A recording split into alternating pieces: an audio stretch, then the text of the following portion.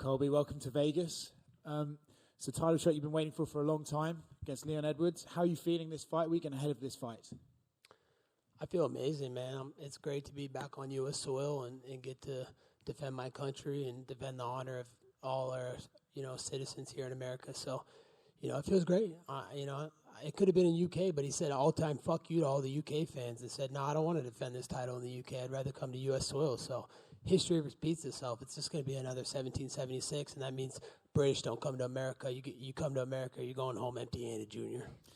I mean, the fact you said he didn't want to fight in the UK, do you feel like you're not only fighting for the US but for the UK as well, your UK fans?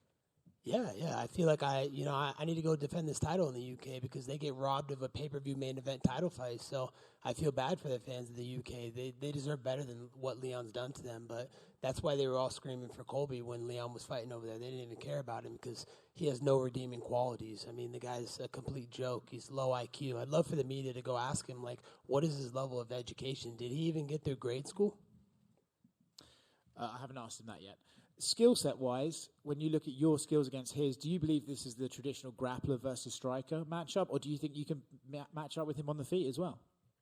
No, I can beat him everywhere for sure. I love that everybody says that this is a striker versus grappler match. You can watch all the tape you watch on me, but I'm not the same fighter I was last time I stepped in the octagon. So Saturday night, you're going to see a completely different version of myself, and I'm going to outclass Leon. I'm going to bring out the dog in me. I'm going to bring out the quitter in Leon. You've been, through no fault of your own, kept out of the cage, right? They've been trying to match you up with some guys. That hasn't happened, and I know that that's frustrated you. Should you win the title this weekend, do you plan on being a fighting champion, an active champion?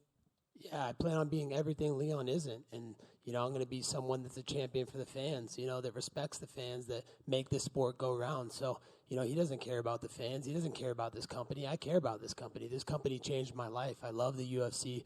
God bless Ari. God bless Dana White, Hunter Campbell. Those guys have completely made a broke blue-collar kid from Oregon, a multi-million-dollar freaking figure. So, I'm so thankful to this company. I want to be an active champion. Leon, he's turned down so many fights people don't even talk about. I'm the one that had to save the day and be the apex predator and beat Woodley because he turned down when he had the sniffles. He had the sniffles and he turned down Woodley. And then he had a title fight with Usman in Abu Dhabi. He said, no, the sniffles again. Oh, no, I want a title fight. They offer him a title fight. Oh, not that title fight. So what does that guy deserve? He doesn't want to fight. He just wants to sit on that placeholder belt that he has right now. So it's okay. That's why Daddy Covington's here to save the day for the UFC and all the fans out there. Weighing in his backup is Bilal Muhammad. That would seem to suggest the UFC want him to be the number one contender. Is that someone you're interested in fighting?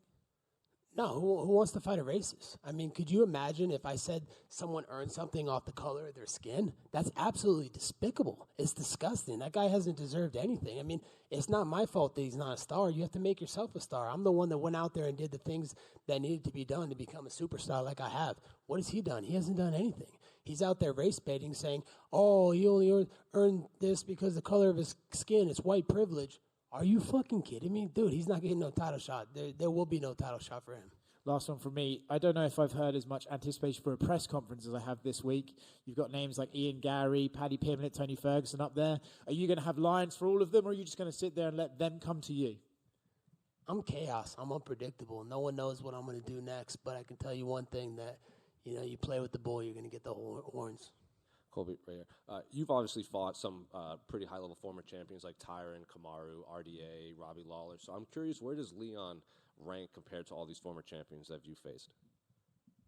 He's at the bottom of the end of where the guys that I fought. I fought in first ballot Hall of Famers, and this guy's had a pretty easy path. Everybody likes to talk about my path to get here. Let's talk about his path. Who'd he beat? RDA a couple years after I washed him up. Who'd he beat? 40-year-old Cerrone, 40-year-old Nate Diaz, Ricky Waters. Where does his impressive resume come from? Where's his young contenders on his resume? He doesn't have it. It never happened. So, he's nothing impressive. Saturday night, I'm going to expose him for what he is, and that's nothing more than a coward and a low IQ idiot. So if he wasn't the champion right now, would a fight with Leon even interest you at this point? Like if they offered you like a number one contender fight against Leon? The fights that offer me is the biggest and best fights the UFC come. This is a publicly traded multi-billion-dollar company. Could you imagine if I just fought some prelim fighter?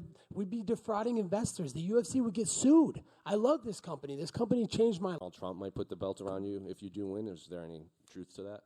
There is truth to that. Donald Trump will be in attendance Saturday night, and he's going to wrap that belt around me. I love Dana White, but I've just asked Dana if, he could let Donald put it around me. So, it's going to be a spectacle. It doesn't matter who they put in there Saturday night. They could put the Hulk in there Saturday night. No one's beating me in front of Donald Trump. We're going to make America great again. We're going to make the UFC welterweight division great again because Leon's made an absolute joke of it.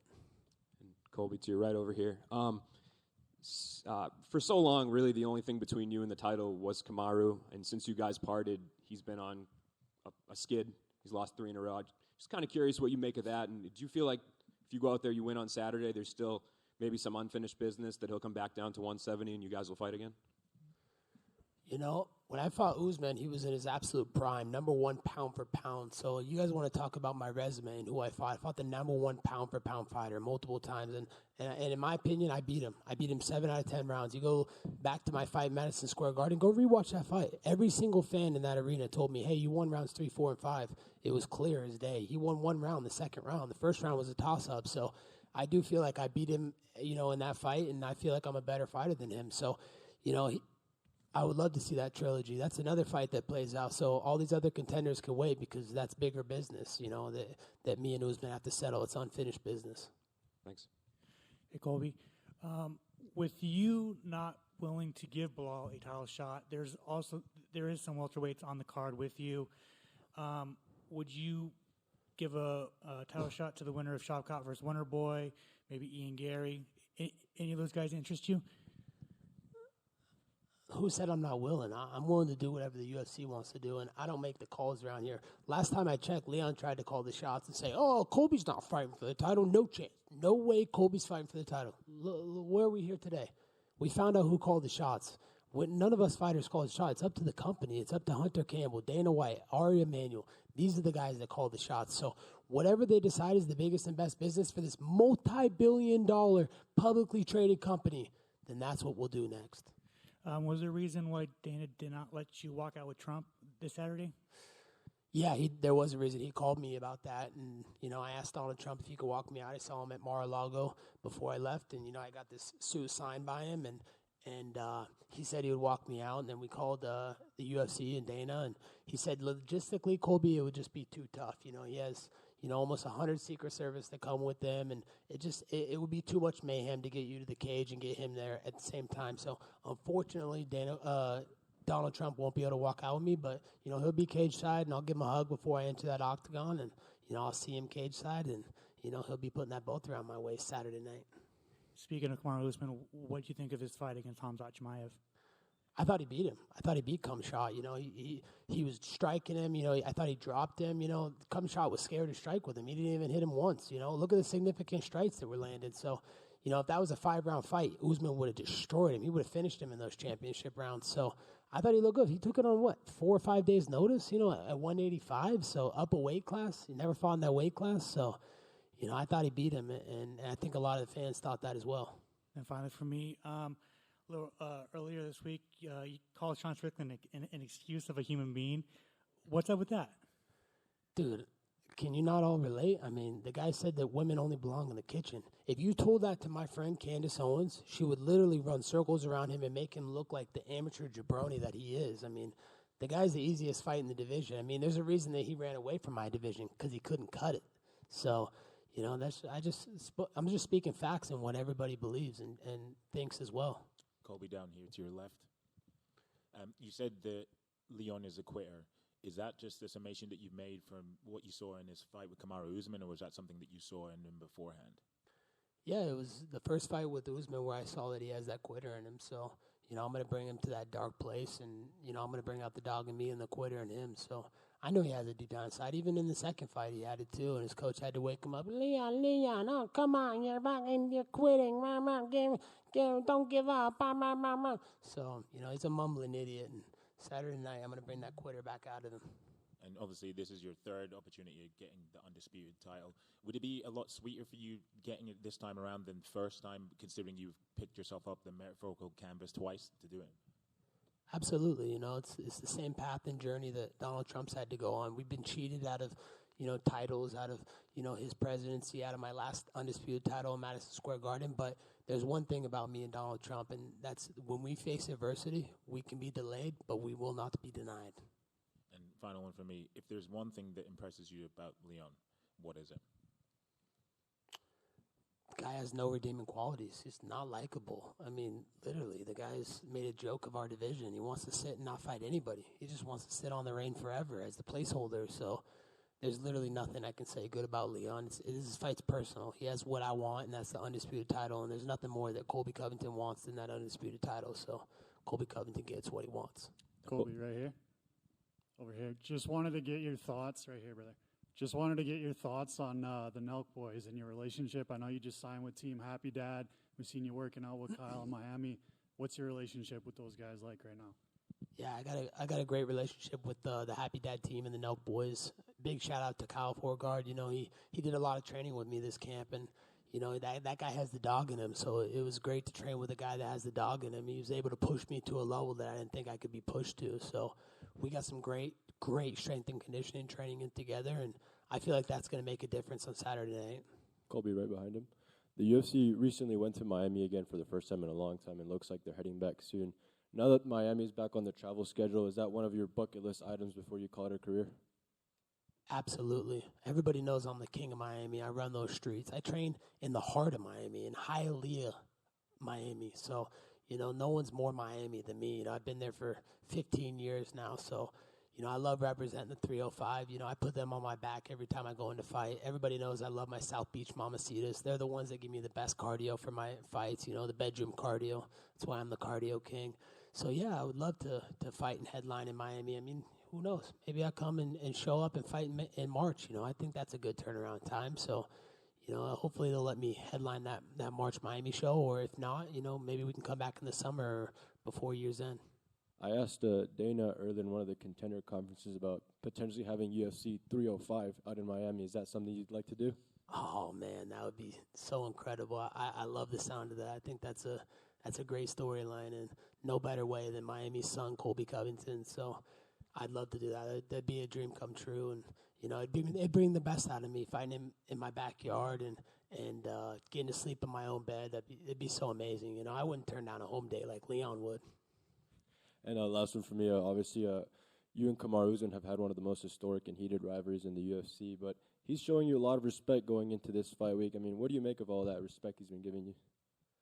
Yeah, it was definitely surprising. It caught me off guard. You know, I really don't know what to make of it. I haven't really processed it fully, but, you know, I can tell you one thing is that he's spent 10 rounds in that octagon with me, and he knows what I'm capable of. He knows the dog that's inside of me. So, you know, he's only speaking truth and facts, and shout out to Marty.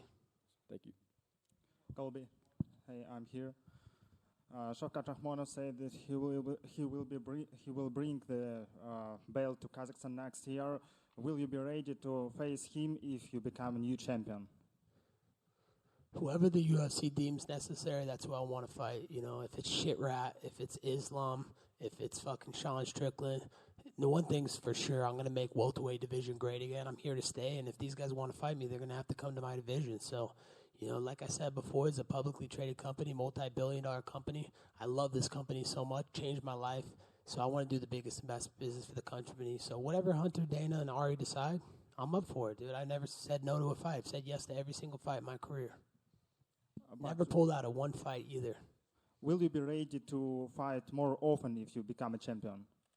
Of course. I've wanted to be more often and more active. You know, this is because other people have been turning down fights. I mean, Khamzat Chimaev ran away from me. He was scared of my shadow. So, of course, he had to go up to an easy weight division. Everybody knows 170 is the premier division. It's the toughest division in the UFC. So, this is what most people on this earth walk around at, about 170 pounds. So, you know, of course, you know, Khamzat was scared to fight, and then there were some other people that were scared to fight, and, you know, now we're here. All I can do is fight who they put in front of me. I can't go out there and fight some prelim guy because then they defraud the investors and they're going to get sued. So, you know, anytime, anywhere, anyone. That's Colby Chaos Covington's moniker. Right here, Colby. Leon said ahead of this fight that he just doesn't want to fight you or wait, he wants to retire you. What's your response to that? Wow, it's the first time he opened his mouth this whole time. He was scared to fight me. I mean, he got forced to fight me, so he didn't want to fight me. He knows deep down inside what's going to happen on Saturday night and what Colby's coming after him. So what I have to say to that is he's definitely not going to retire me. I just signed a new contract with the UFC. I'm going to be a lifetime fighter, and I'm not going anywhere anytime soon. I'm physically and mentally in my prime, and the best is yet to come from Colby Chaos Covington. You said you want to make the welterweight division great again. Is there any thoughts about going up and making the middleweight division great once again? How can I make, I could probably make them both great at the same time, but, my focus is on welterweight. I want to make this division great again. I want to solidify myself as an all-time great and the greatest welterweight of all time, so I have a lot of work to do in welterweight, and luckily I'm young and 35 years young and in my prime and mentally and physically, so, I got a lot of work to do, and I want to clear out this division first before I go out to middleweight. So anybody who wants to fight, super fight or not, you're going to have to come to welterweight. Last one from me. You paraded the suit that you're wearing there before you came on with us. What's the backstory to it? Yeah, so the backstory is, it's a Make America Great Again suit. I got Donald Trump to sign it, so this suit is worth a pretty penny now. And then I got Trump's mugshot, his unlawful, indictment. What a joke, I can't believe they're using the justice system against us. Do you guys realize how corrupt this system is right now? Like they're weaponizing the judicial system, the DOJ. I mean, it's political persecution. They're scared of him. They know he's the greatest threat to the he's the greatest threat to the swamp.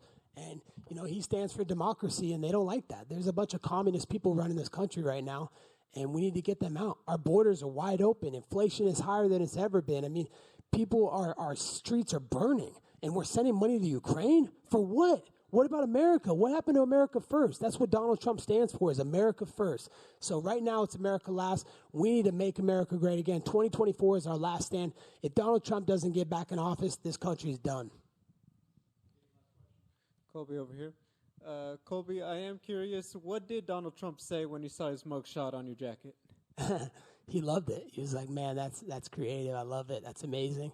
Then he gave me some advice on the fight, and then he just said, hey, man, I'm going to be in the arena Saturday night. Don't feel the pressure. Right? When I come, it creates a lot of pressure. He's the most famous person on planet Earth. There's no one more famous than Donald Trump. So he just said to just relax, be calm, and do what I do best: win championships, fight, and have fun. And we'll hang out and enjoy Mar-a-Lago afterwards.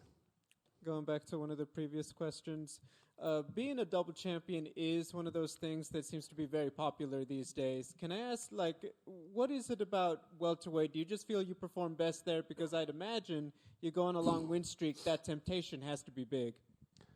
Yeah, it's always, big to try and make more history. I've created some of the best and most iconic moments in the history of the sport. First fighter to ever go to the White House, first fighter to hang out with a sitting president, first fighter to get a first family to a fight, strikes records, all these records, champion after champion beaten, first ballot Hall of Famer after first ballot Hall of Famer. But, I want to keep doing things that people haven't done before. So, I want to go for that triple championship, and I think I could do it. I think I can make 55, and I think I can go up to 85, and that's the easiest fight if Sean Strickland's still there. So I may look to go, beat Sean first and then go down to 55 and beat that Mongoloid. But, I have unfinished business at 170, and the only way to make this division great again is to be active and to clear out the division first. So until I do that, I'm not going to entertain anybody else. Thank you.